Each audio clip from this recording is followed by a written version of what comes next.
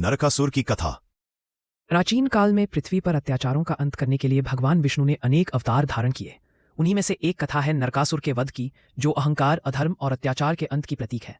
एक समय की बात है जब भगवान वराह, विष्णु का अवतार, ने पृथ्वी देवी को पाताल से उठाकर उनका उद्धार किया। तब पृथ्वी देवी ने भगवान से वरदान मांगा कि आपके पुत्र के रूप में मुझे एक संतान प्राप्त हो। भगवान वराह ने प्रसन्न होकर कहा, तथास्तु।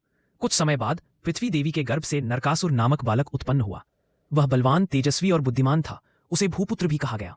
नरकासुर ने कठोर तपस्या कर भगवान ब्रह्मा को प्रसन्न किया। ब्रह्मा जी ने पूछा, वत्स, क्या वरदान चाहते हो? नरकासुर ने कहा, मुझे यह वरदान दीजिए कि मेरे अतिरिक्त कोई भी मुझे मृत्यु न दे सके, सिवाय मेरी माता पृथ्वी के। ब्रह्मा जी ने उसे वरदान दिया। इस वरदान से नरकासुर अहंकारी और निर्दयी बन गया। वरदान पाकर नरकासुर असुरों का राजा बन गया। उसने देवताओं, ऋषियों और मनुष्यों पर अत्याचार शुरू कर दिए। उसने स्वर्ग लोक पर आक्रमण कर दिया। इंद्र जब अत्याचार सीमा पार कर गया, तब देवताओं ने भगवान श्री कृष्ण से सहायता मांगी। भगवान कृष्ण अपनी पत्नी सत्यभामा, जो स्वयं पृथ्वी देवी का अवतार थी, के साथ गरुड़ पर सवार होकर नरकासुर के राज्य प्रागज्योतिषपुर पहुंचे।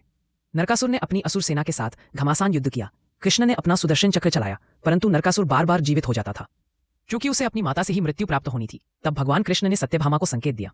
सत्यभामा ने धनुष उठाया और अपने बाण से नरकासुर का हृदय भेद दिया। इस प्रकार माता ने अपने ही पुत्र का वध किया और ब्रह्मा के वरदान की शर्त पूर्ण हुई। मरते समय नरकासुर ने भगवान से कहा, हे प्रभु, मुझे यह वरदान दीजिए कि मेरी मृत्यु का दिन सदा उल्लास और प्रकाश का प्रतीक बने। भगवान ने कहा, तथास्तु। इसी कारण नरक चतुर्दशी और दीपावली के दिन लोग अंधकार पर प्रकाश की विजय मनाते हैं।